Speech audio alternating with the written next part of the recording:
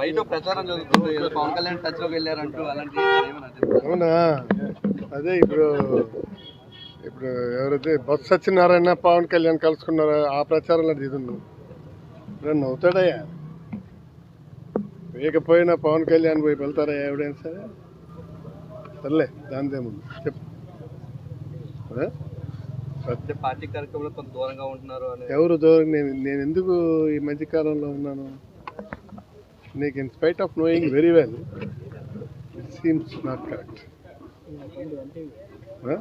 ఇప్పుడు నా కొడుకు బాగోలేకపోతే హాస్పిటల్కి తీసుకువెళ్ళాను,